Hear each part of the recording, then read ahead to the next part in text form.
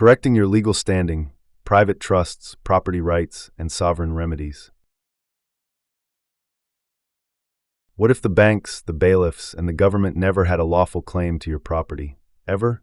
What if the law was on your side this whole time, and you just didn't know how to invoke it?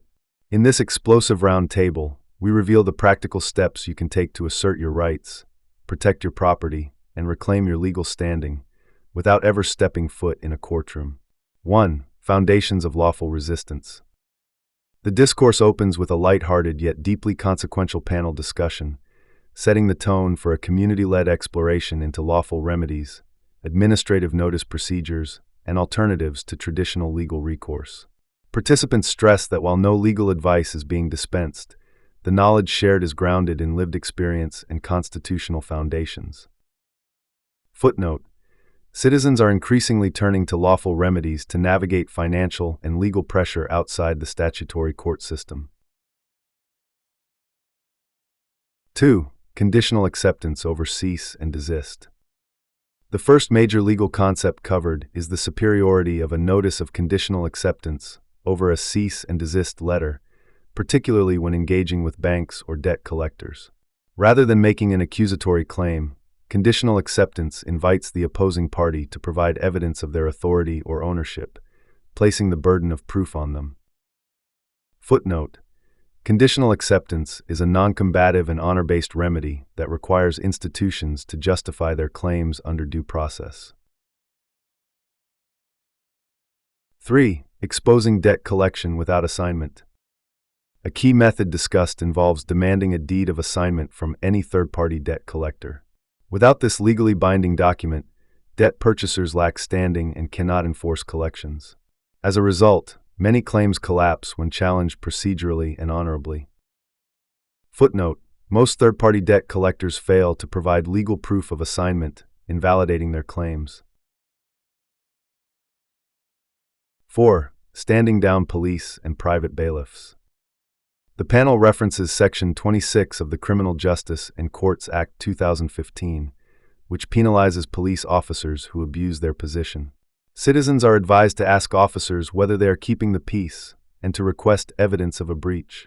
Additionally, the Castle Doctrine is invoked as a foundation for defending one's property. Footnote: peacekeeping officers must disengage unless they can prove an imminent breach of peace.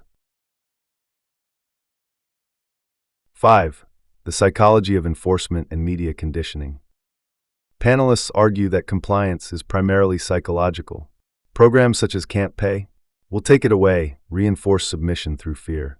Knowing the law and projecting confidence is more effective than appealing emotionally or demonstrating vulnerability. Footnote: institutional power often relies on psychological manipulation rather than legal legitimacy. 6. Role of trust law in protecting assets.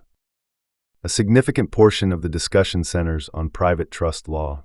The distinction is made between public and private trusts, with emphasis on avoiding registration or disclosure of private trusts. The goal is asset protection through lawful detachment from state-controlled registries. Footnote: private trusts allow lawful title separation, shielding assets from statutory claims.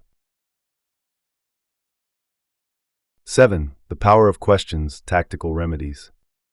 Panelists emphasize the strength of well-structured questions when dealing with enforcement officers, judges, or debt claimants.